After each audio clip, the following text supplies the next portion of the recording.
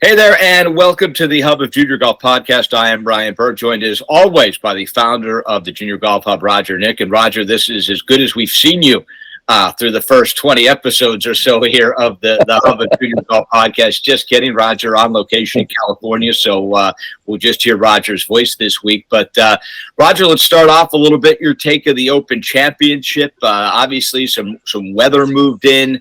But it's interesting. The real story out of this was, Brian Harman. People just weren't happy that he won. It was remarkable to me how much hate he received because it was he that was dominating the Open Championship and not one of the big stars in golf.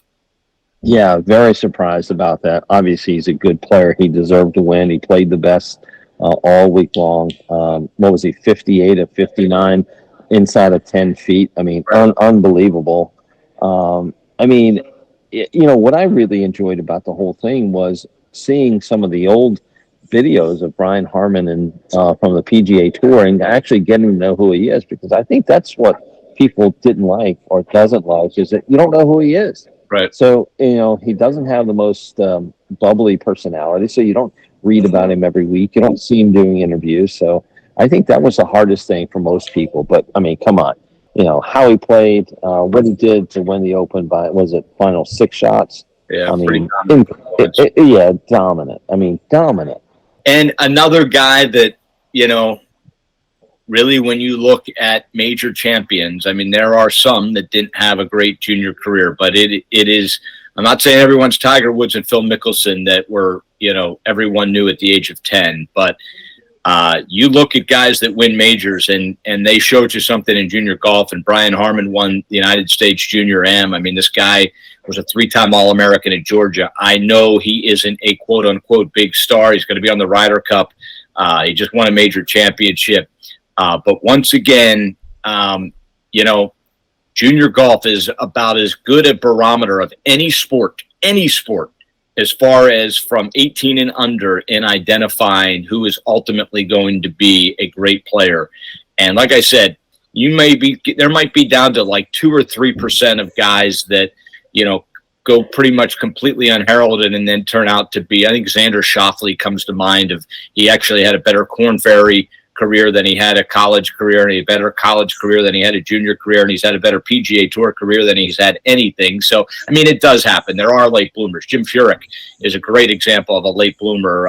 Pretty unrecruited was Jim Furyk, and obviously went on to have a Hall of Fame career. But the Brian Harmons of the world, and you really just go down and look at major champions, most of them had pretty stellar junior golf careers. Yeah, no doubt. I mean, we've talked about this before, Ryan. Think about how many thousands of tournaments these junior golfers are having or have had.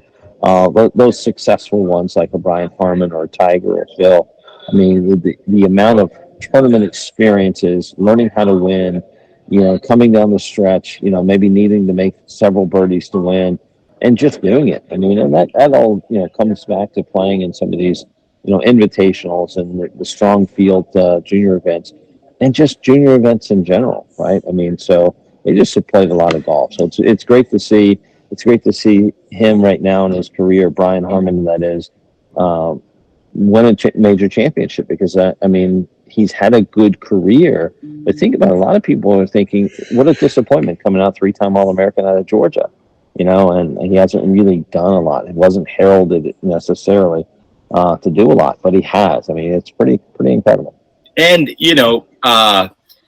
legitimately, he's probably 5'6". For real. I mean, he is listed at 5'7". He's not 5'7". So, this is another example, Roger, of if you were a football player, if you were a basketball player, if you were a baseball player. I mean, there have been. Obviously the Dustin Pedroia comes to mind. I mean, there are complete outliers, but the game of golf, probably more so than any other professional sport, you are not necessarily, done just because your genetics aren't 6'4", 225 pounds as a male, or, certainly as a female, if your genetics aren't just completely better than everyone else. I mean, golf has been proven that you don't have to be the biggest. You don't have to be the strongest. This game has gone more and more to the bigger, faster, and stronger because how important distance has become. But that putting statistic you just gave, I mean, can you imagine? I mean, first of all, people don't realize how far a 10-foot putt is. That's my biggest thing about golf is you don't realize, like, when you go put a ball 10 feet out, a lot of people will say, oh, I've got 15, 20 feet here. It's 10 foot is 10 foot is not. Even on the PGA Tour, it's 50-50 from 10 feet. And this guy, he made every single one but one. And we're talking over 50. It's the ultimate equalizer. Ultimate. I'd like to know who his putting coach is. He had no 3-putts. He had no 3-putts as well. I mean, that's another significant stat. I mean, even, many of the major champions in the British Open, or let me phrase, the Open, that is, how many of them have had a 3-putt or two in going on to win? I mean, having 0 3-putts in those conditions, and the variability of from going from firm and fast to wet and a lot slower. I mean, pretty incredible. And what I'd say to that is this: the amount of time spent for juniors practicing golf swing, practicing on the range compared to time putting is, I mean, it may be 10 to 1, maybe 20 to 1, 25 to 1, 50 to 1, 100 to 1 minutes spent. I'll tell you this. Do me a favor.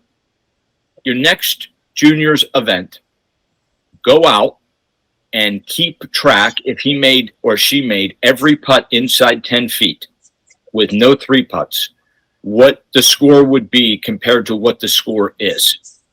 I'll tell you this a lot of times. I'll guarantee you there are a ton of 76, 77, 78s out there that would be 66s. Think about this now. You go home disappointed with a 76, 77, you're outside the top 20, and you would be in the lead, hitting the ball exactly the same off the tee, hitting the ball exactly the same with your irons, your short game, everything, and you made every putt inside 10 feet. That 76, seriously, would be a 66 or 65. It is that big of a deal when you're making 10-footers. No doubt about it. I mean, it's funny. I mean, Ryan, you've seen it. You go to junior events and MB3 series. I mean, but how many times or how often do you see the players, spending hours and hours on the driving range, perfecting their swing path or their swing plane, and they go over and hit a few putts and they'll put a couple apparatuses down, maybe a mirror or something, and mimic whatever the great players are doing on the putting green for about, I don't know, 10 minutes. It could easily be 100 to 1, and maybe even more than that. I mean, you think about it. A player, how many days do you go to the driving range if you're not going to play golf, and you hit for 2 hours or hit for an hour and a half? And how many days do you skip putting entirely? Or if you do putt, how many times is, as you said, 5 to 10 minutes, and then you're out of there? It's, it is. I've heard a lot of people too say, Roger, that putting's just lucky. They either go in or they don't. Some days they go in, some days they don't. Well, for Brian Harman, they all went in. We do have a really special guest coming up today, Roger, Andrew Morgan, who is an accomplished player. He was a college teammate of Colin Morikawa at Cal. He now runs the junior program for TaylorMade, where his job is to identify the future stars of the junior college and amateur levels.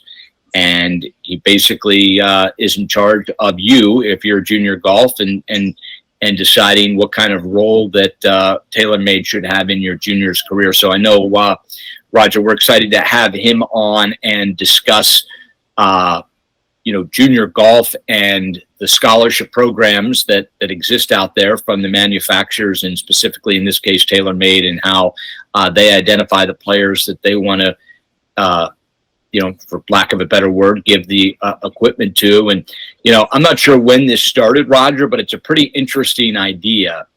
The idea basically is, if you take the top 100 players at age 16 and you can convince them to start playing your ball and your equipment, there's a good chance that one of those or two of those, or how many of those 100 players are, when they're 26, going to be on the PGA Tour. And the hope would be that because they've been playing exclusively TaylorMade brand, that they will stick with that brand when they turn professional. So it's an interesting way of doing business. I've heard from some people that it's easier as a junior to get free gear, so to speak, than it is for a Korn Ferry player, only because they're super interested in being able to identify those players.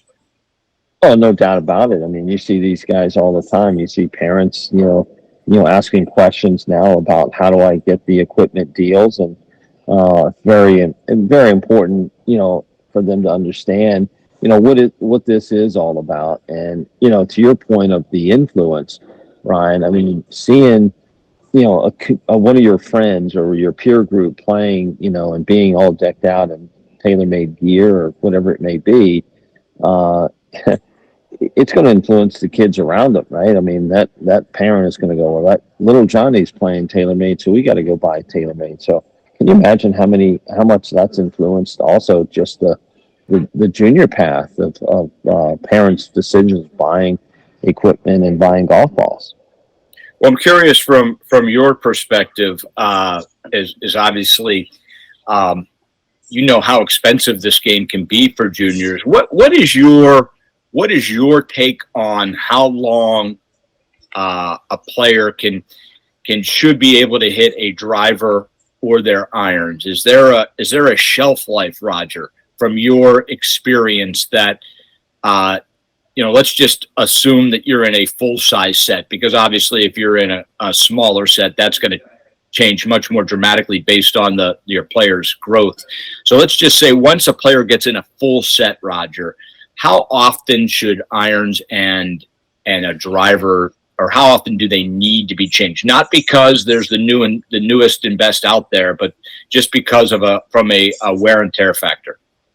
Yeah, no, I mean, so that's a great variability depending on how much you're playing, how much you're practicing. I mean, we see guys who practice and play every day, hours upon hours. I mean, equipment's going to last for a good time. I mean, anywhere from 2 to 3 years is a very good life expectancy, if you will, of any irons. Driver probably could be a little bit longer, but it's hard not to get lured in by the manufacturers, coming out with new product and saying, hey, I've gained 25 yards with this driver, or I gained 50 yards with this one.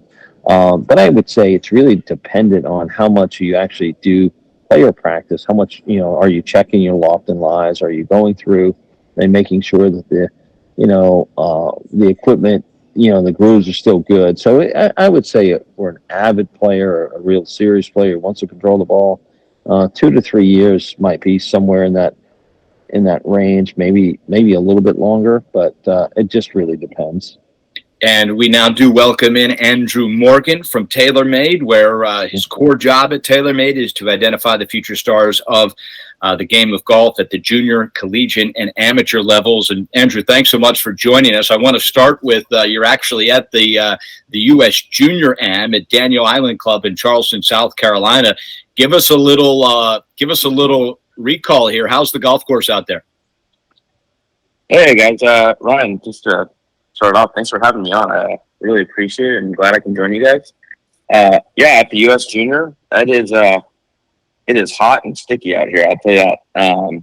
Got some rain during the practice round, so fairways were pretty wet yesterday, but man, the greens were rock hard still, so it was a great test for the kids. Greens are sure, course is in perfect shape. Watching the leaderboard a little bit this morning, some guys are taking it low, so some of those guys will have some work to do this afternoon. But it's going great so far. USGA is the best, and they always put on such a great event for these kids. So it's a special week for junior golf.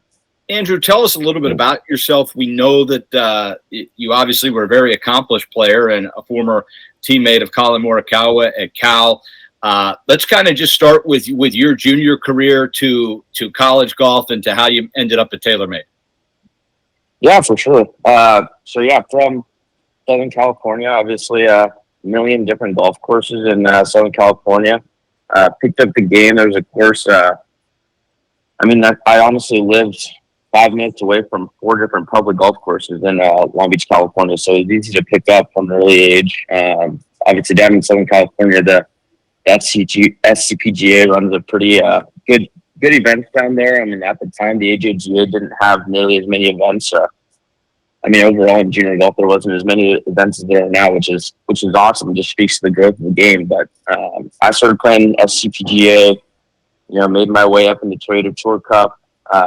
Won a Toyota Tour Cup, which got me into an AJGA, and then things just kind of kicked off from there. Guess that playing nice. I was a Jamie Mulligan kid growing up. I would go to him. We became close with Patrick Cantlay, Peter Tomasulo, Don Mallinger, John Merrick. We had a nice crew over at Virginia Country Club growing up. Thankfully, got recruited.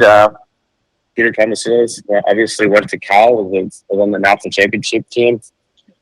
Chatted with Steve Desimone, our coach at the time at Cal, and ended up at Cal. So I guess in that whole process was something I don't think a ton of people know was Ryan Rutza, who's my boss over at TaylorMade, and I know he's a good friend of you, Ryan.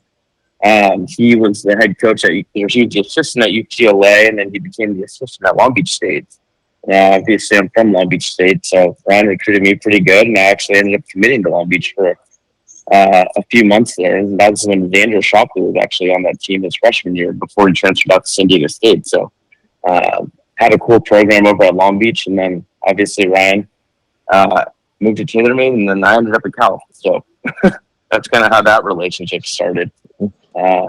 Obviously played in college, tried to play a little bit after college, and quickly realized how good those guys are at golf. And I ended up working at Oracle, a tech company, for 2 years, and then got a call from Ryan Ressa in middle 2020 asking if I'd want to come work for him. And that's a relationship. I had known Ryan since I was probably 15 years old. So I've known Ryan for, honestly, almost half my life now. So that's been at TaylorMade ever since. That's pretty awesome. It's kind of a long story, but yeah, that's kind of the background on me, at least. Well, it's Andrew, Go ahead, Raj. Sorry, Andrew, that was a great story. Good intro there. This is Roger Nick. So sorry, I don't have my visual up, but Ryan said I look better now than I've ever looked, so that's a good thing. So Andrew, growing up, and it sounds obviously you had some great players. Probably didn't know then, maybe you did around you. But so tell the audience a little bit about how much the environment that you were in, being around those good players, growing up and playing and just going head to head with those guys that you were practicing with, that had to be pretty special. Yeah, man, it's one of those things I look back now and it's pretty incredible. And it's something I think all these kids in junior golf are going to start realizing too. I mean, all these kids at the junior am. I mean, all these kids in the junior am. Your tournaments, Ryan, the Nota Begay stuff, the AJGA. I mean, all these kids are going to be the future of the PGA Tour, which is pretty awesome. So in California, I was lucky. We were teaming up every single week with, Bo Hostler, Patrick Cantlay, Xander Shopley, Colin, Rico Hoey. I'm sure I'm forgetting a ton of different amazing players just in our little Southern California spot. But we had a nice crew, and obviously you're playing golf with these guys, trying to beat them all every week and playing Tour Cups and AJGAs, and obviously throughout college. But it doesn't really hit you until quote unquote later in life, and you look back and you see all these guys on TV winning and everything. It's pretty special. I mean, I think these kids, these kids in junior golf now, I mean, the game is just getting so much better. I go to junior tournaments, every week now, and these kids look more polished. They hit it further, and man, I'm glad I'm not playing with these kids now because they kick my butt right now. It's interesting, Andrew. I'd like to hear your perspective on Roger and I kind of gave a guess that essentially junior golf to TaylorMade has become obviously a huge part of TaylorMade's business. TaylorMade has had, as you said, so many events trying to identify juniors. There is a program through the AJGA for discounted gear.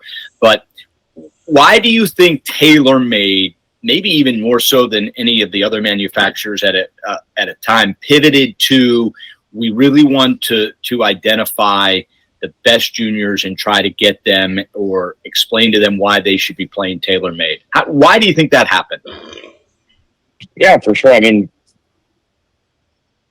I think that's a two-part question. First and foremost, our relationship we have with the AJGAs. We value that extremely, right? I think a big business model and just kind of company culture-wise for TaylorMade is to, really, we always share the thing, grow the game, but, we're trying to make golf a little bit more accessible to kids. It is an expensive sport, so that's why, we really value this partnership with the AJGA. We give them a discount if they want to purchase clubs, and obviously they get golf balls at every single event. And obviously that's, it's something we value greatly, is to, try and connect with these junior golfers and obviously just get a TaylorMade in front of them at an early age, and that help grow the game in that sense. I mean, I think from my perspective specifically, just growing up and playing junior golf myself, and now being able to, kind of help support junior golf and really help support these kids, through their golf journey, whether that's, hey, I want to play in AJGA and it's in my hometown. It's the first big tournament I'm ever going to play, or for some of these kids who are, on those Rolex first team All-Americans, and, those are the kids that, sometimes wind up being those great players in college and beyond, trying to help us grow the game at every level in that sense, which is obviously exciting for me, just because I lived through their shoes, and it's for me it's just fun to give back and support their careers in any way I can. Well, Andrew, that's an awesome program that TaylorMade does, and you obviously have a very big job in their business strategy, right? Getting these kids out there and identifying them. So maybe one of the things that Ryan and I were talking about is, like, how do you identify these players? What are you looking for? Is it a ranking? Go through that, so maybe our parents and their kids who are listening can have an understanding of, maybe they want to strive to do this. Yeah, for sure. Yeah, obviously, our team is relatively small. We'll have myself. We brought on a couple other guys too, Connor Sullivan and Manny Girona, to help do this junior golf thing. And obviously, there's a ton of kids that play junior golf. So, one, yes, the rankings do matter, just because we can't always see every single kid. But man, that's also why we're on the road for nearly half the year, trying to get out to these junior events, whether that's an AJGA or just a random Florida Junior Tour event, or a random Texas Junior Tour event, whatever you may call it. You guys know golf, and you guys are both great players too. There's something about you, and watching and evaluating in person that just can't be beat. The rankings are great, but there is no perfect ranking system. Obviously, throughout all sports, there is no perfect ranking. So there's nothing that goes out and beats, watching a kid play 18 holes. And I mean, in that regard, it's when you watch them play and you watch them hit shots, and, there's so many different intangibles too. A lot of it is how they carry themselves on the course. And, one of my favorite things is when I go watch a kid that's been winning every tournament, and then the day I show up, he shoots, 79. One of the big things I value most is watching how he reacts, or how he or she reacts, and how they, kind of come back that next day, or how they carry themselves, and how they interact with their parents, how they interact with their group. There's so many intangibles in sports, and you look on the PGA Tour, you look on in college golf, you look on junior golf. No two swings are the same. There's so many different ways to get the ball in the hole. Or take a look at Brian Herman this past week. The guy's not the biggest guy, he's not the prototypical long hitter that everyone keeps talking about on the PGA Tour and in college golf. So it's there's just so many different ways to get the ball in the hole that I try my best to really evaluate in person. And at the end of the day, we do fall back on the rankings for when I can't go see in person. But yeah, I mean, a lot of it's that. Obviously, you got to get the ball in the hole, but there's no right or wrong way. It's easy to fall in love with the long drive, but there's plenty of players throughout history and in college on the PGA Tour now that you wouldn't consider long hitters, and they find ways to win. So Andrew, that's where I kind of lean back to. let's certainly NIL has massively changed amateur athletics. One, now if you're a college kid, you don't have to turn pro necessarily, because you can make the kind of money that you need just to be able to survive at college. But even let's go even younger than college. Let's just go to the junior game, because there really is no stipulation now on NIL. You can use your name, image, and likeness. And this is the question that we get the most from parents, which is, oh, well, why does my son or daughter not have a club deal yet? So-and-so has a club deal and we're so much better than they are, or this, that, or the other thing. I mean, I'm sure a lot of it is relationships. And as you said, you can't see everyone out there. But as you know, in junior golf, the parents are running the ship, and we all understand that. And we try to make changes and try to, educate people on allowing their son or daughter to be able to learn and grow without necessarily them holding the bag for every shot or picking the club, etc. But when it does come to your program of identification to become a junior staff player, or ambassador is probably a better word, what is that process, and what really is available now, if for a junior player, because of has NIL changed it for you, Andrew? I guess that should be the question. Yeah, I mean, I think yes and no. I mean, from our standpoint, we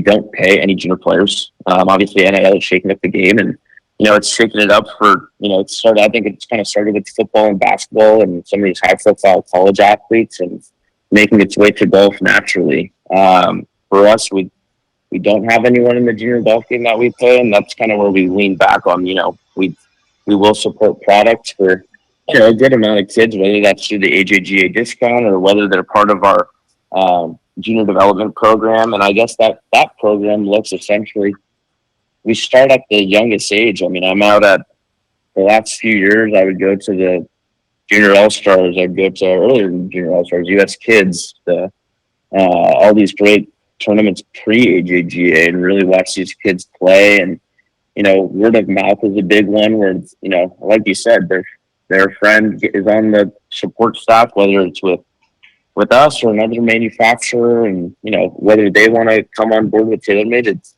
honestly, it comes down to these kids. We love to support TaylorMade fans, right? Like, it's the kids that really love TaylorMade.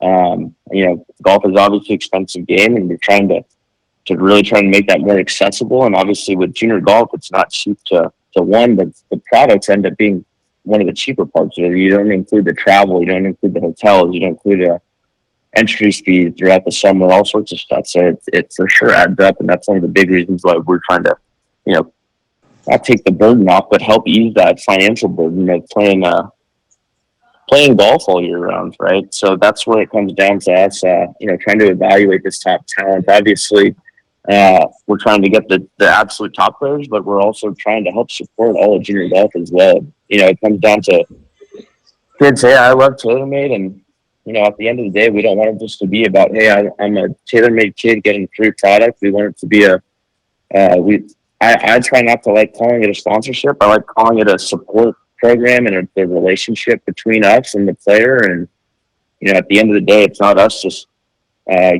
dishing out free product to a kid if they're not loving the stuff just to get the free stuff, if that makes sense. We want it to be a two-way street with us and the TaylorMade and the player. And at the end of the day, if the kid loves TaylorMade stuff, like we love to support those kind of kids as well. Andrew, that's awesome that you guys are doing that as a company, as a brand, because like you said, it's needed out there. It's an expensive sport with everything that goes into it. One of the things I've come across at our academy with a lot of parents, and so is this something that they can write a letter to you or write a letter to TaylorMade? Tell us how they can get more exposure. Maybe they're a late bloomer as far as like not ranked player yet. Maybe they're just starting to play, but obviously a supporter of TaylorMade product or a user of TaylorMade product. Yeah, absolutely.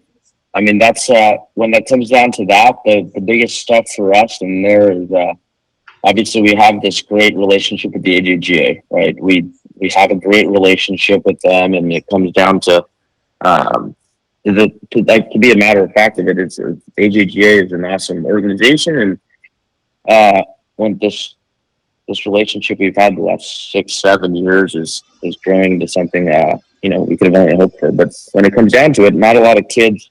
There is a ton of junior golfers that aren't members of the AJGA at the same time. So we're trying to help grow in that area too. We do have an email. It's called juniorsupport@TaylorMadeGolf.com. It's just run by myself and a couple other guys that help me out on our junior golf thing. For these kids that want to reach out and they might not, have my email, or they might not have my phone number, or all that stuff. It's juniorsupport@TaylorMadeGolf.com, and that's just feel free to email, and we'd love to go over our support program with any and all players, obviously, just to help in any way possible. And then obviously once they do get to the AJGA, they will get a similar email with the same exact thing, and be able to be eligible for the discount code as well on that end. Andrew, I know we're running long with you, but I got a couple other questions I got to get in here. I want to start,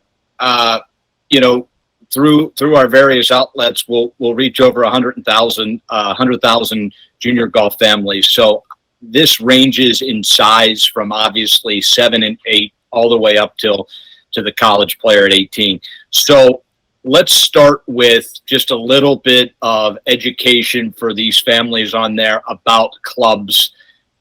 Especially, I want to start with the little ones. We also hear that a lot. We get so many calls. What club should we use? There's just not a lot out there. Should we cut it down, or should we try to buy a junior club? Or is there a system that parents, for really good young players that love the game, that their kids have made the choice that they want to play as much junior golf as possible? Is there and I'm talking about little kids that are growing fast. And yeah, there is a system? Absolutely. Yeah, so I think that was, in all honesty, that was a huge, I went through that issue. I'm sure both of you guys ended up using your dad's cut down set from, the deck sealed set from the back of the garage, right? That's cut down. They were probably steel shafts and blades, and they cut down a foot. So I think that's always been a huge, not a huge whip in the golf industry, but obviously the US Kids makes great product, and we just started making our own junior spec clubs where, we started to realize that we had this conversation a couple of years ago where I was running into the same exact, questions from parents. And, to be honest, I didn't have a great answer up until, probably last year when we released a junior spec for our clubs. It's to where, parents of these kids that obviously aren't big enough to use an adult length club, rather than, cut it down, 6 inches, they can actually just order a club off of TaylorMade at the junior spec, which already comes cut down and makes the head a little bit lighter, makes it easier for them to swing. And then for the really young kids, we even have these Rory sets that says Rory was big into with his children. And, it's the same thing where it's, hey, let's create a set for these kids that are, 4, 5, 6 years old, like just starting to swing a golf club in their backyard kind of thing. Yeah. So I totally agree with you guys. And unfortunately for all of us, we kind of had to go through the cut down blade, dad hand-me-down set, but trying to help that transition a little bit now. In terms of that junior spec that we're now offering, it's been great on my end. And even before we came out with this, I was still having to do the same thing with cutting down a club for a kid that might be, 4 feet tall, 4.5 feet tall, because he's only 7 years old or whatever. Right. So, I couldn't agree more with that. And I think it was needed in the golf world, because as you said, you guys get a ton of requests and just honest questions about that. Because these parents nowadays are, they went through the same thing we did. They had their cut down set from their dad, so you don't really know any better. Yeah, absolutely. That's absolutely that exists out there. One more thing on the club thing, I asked Roger for his perspective before you came on, but this is another thing that we're constantly getting, which is in the junior program. You know that these kids, their goal for many of them, if not professional, for sure, especially those with the junior golf hub and using the junior golf hub to kind of negotiate their junior career, or whether they're playing the Nota Begay junior golf tour or the AJGA or what have you. They are playing so much golf. They're sometimes practicing as much as professional golf. And that's not, there's no hyperbole there. The kids are playing that much. What is the shelf life of equipment right now, Andrew? Is and I know it varies, but if you had unlimited, which you obviously do, but let's say you had for a parent, if you had unlimited, how old would you start to look at maybe changing to the next set just because of wear and tear? Yeah, for sure. I mean, that's the toughest decision, or that's the toughest question I get asked too from this perspective. And obviously, like you said, kids nowadays, they are honestly practicing just as much as a high level amateur or professional athletes. That is their end goal, and it's awesome for them to see that. I guess it comes down to a case by case, obviously, but in terms of replacing, the thing I do see the most, and it's something I didn't even think of when I was growing up or anything, but on the parent end, it's really tough because these kids will go to the growth spurts between, let's call it, they start growing really fast, sometimes between the age of 10 all the way through 16, right? So these kids are, they'll grow 4 inches in 3 months sometimes. And obviously that club that fit them when they were 12 might not fit them 6 months later because they've just grown a foot and they're hitting the ball 30 yards further now. So that's obviously the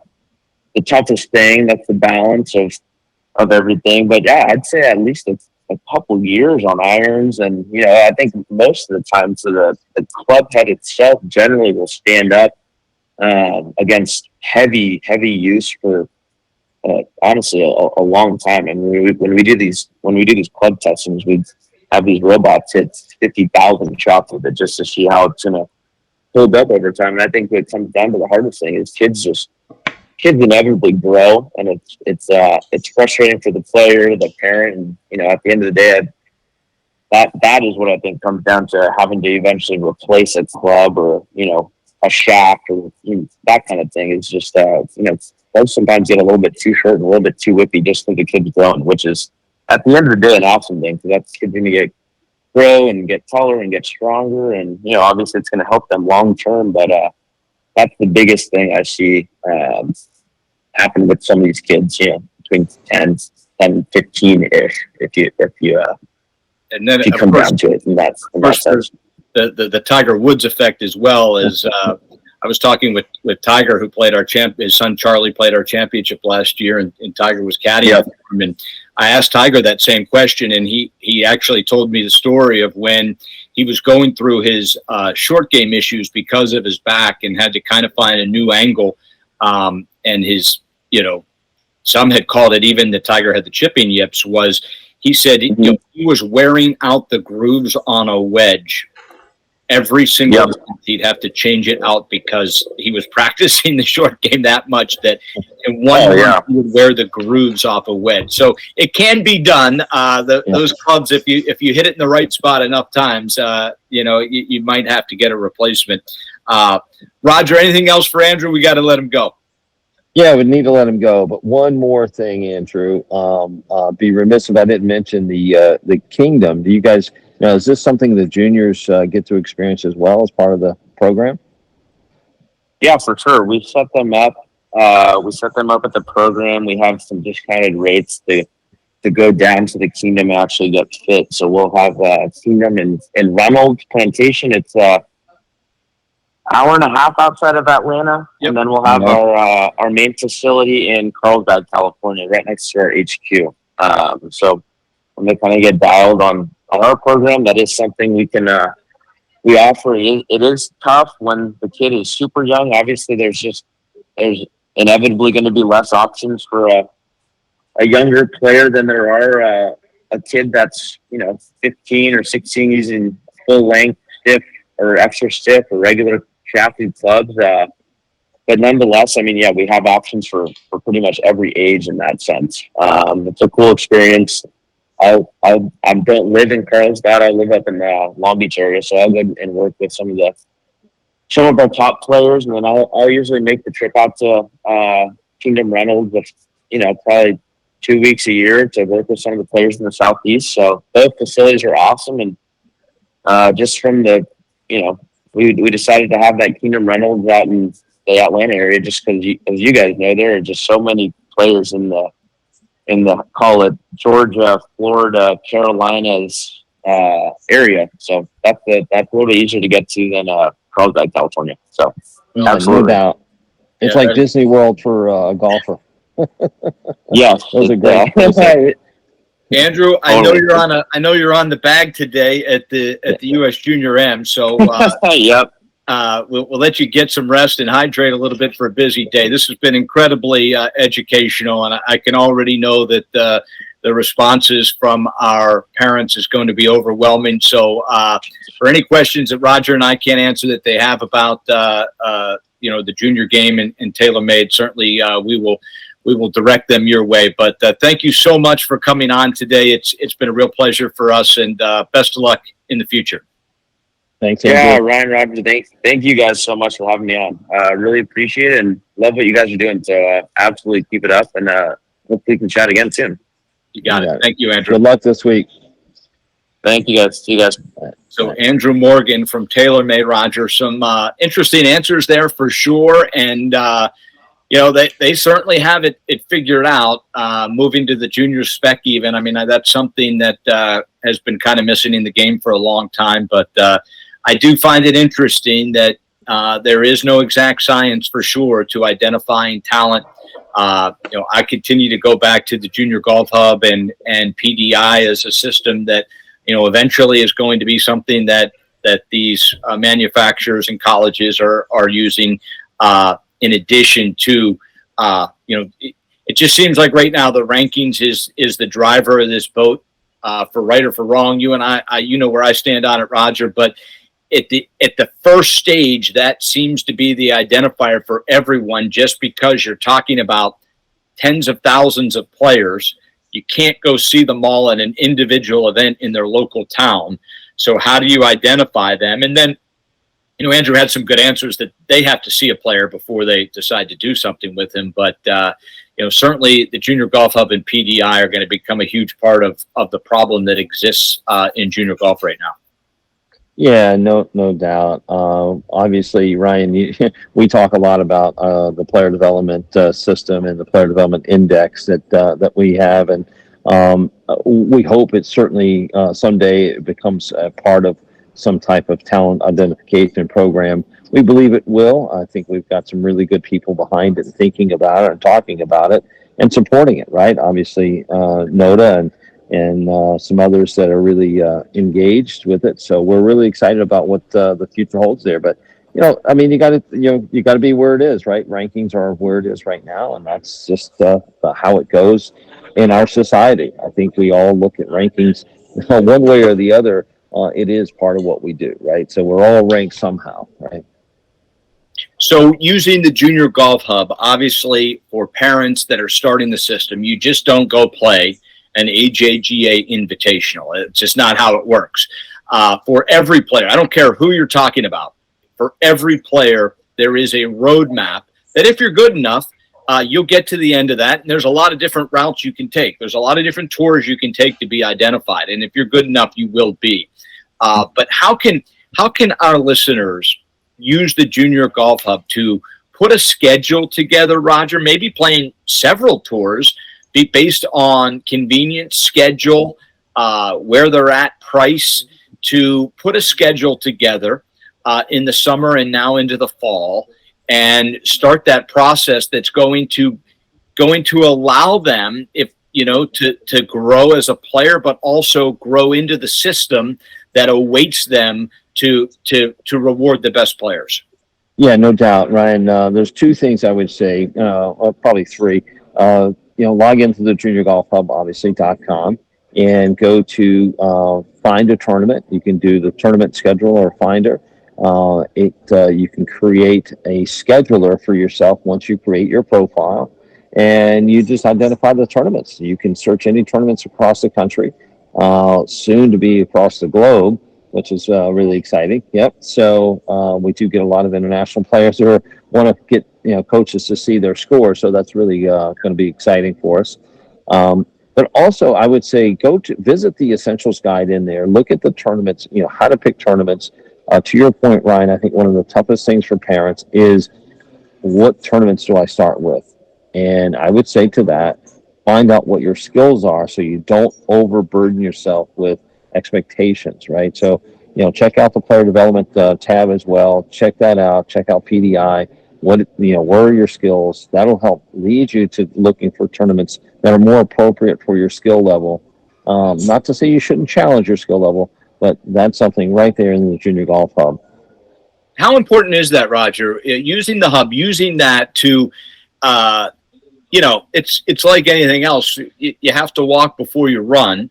Earl Woods was classic with Tiger that he wanted him to win at every level. He wasn't one of these, lack of a better name, Michelle Wie, that, would play years ahead of her own age and then ultimately went and played with the men before she had ever won anything with the women. And listen, there's not necessarily a right or wrong. It certainly, playing wise, worked out better for Tiger. But using the Junior Golf Hub, how does it identify the proper spot to probably start? Yeah, well, I mean, again, back to understanding what your PDI score is, understanding where your skills are is going to help you identify tournaments in the sense of, we call it the level 1, level 2, level 3 tournaments. So level 3 being more advanced, more invitational type events. But if your skill level, if you have a PDI score below 50, it's going to be really difficult for you to jump out there and get an invite or go to a level 3 event. So that helps you identify or gives you an education on that. So read up on the Essentials Guide and tournaments, but also understanding player development where you are in that. So really important there. Yeah, and I'll just throw this out there that with the Nota Begay Junior Golf National Championship, jgnc.org, there are now qualifiers pretty much in every city in America where you're going to play just a qualifier where there really is no expectation.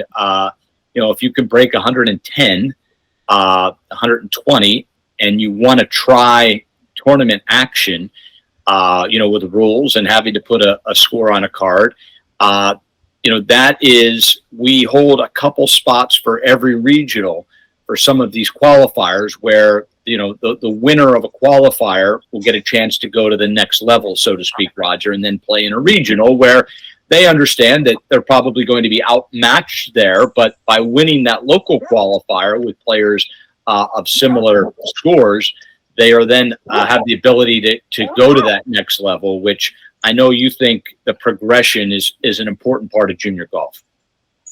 Oh, 100%. I think it's one of the things that we tend to skip over because, and I'll just point it out because I think parents talk to other parents and say, my kid's playing in this event and your kids are playing it too, even though they're diabolically different. I mean, they could be so different in the spectrum of where their skills are, but it is what happens. And that's one of the reasons why we created the Junior Golf Hub, which was to help inform and better educate people on that development. So, just like with NB3, when you guys announced that this is what you guys are doing, I thought it is the best tournament system in the country right now where you have to progress through. It is meritocracy in the sense of you got to earn that next spot. So I think that's fantastic. Yep, and certainly juniorgolfhub.com, the place to go. Certainly use the scheduler. I can't tell you enough as a parent how important that is to just see what's available out there, and you don't have to travel 9 states in an airplane with a hotel. You'd be surprised of the tournaments that exist in your backyard that you just don't know are there. So please start to create your player profile, start to negotiate, learn your way around the website. You'll be shocked with all the information that is on there. We certainly thank Andrew Morgan this week from TaylorMade, Roger. I know for you in California, it was a really early start time today. You got the early tea time, Roger. Yeah, that's early. Thanks as always for joining us, and thanks to Michael Nick, our producer and director, for getting us on the air again this week, as we are proud to be the hub of Junior Golf Podcast. We'll see you back here next week.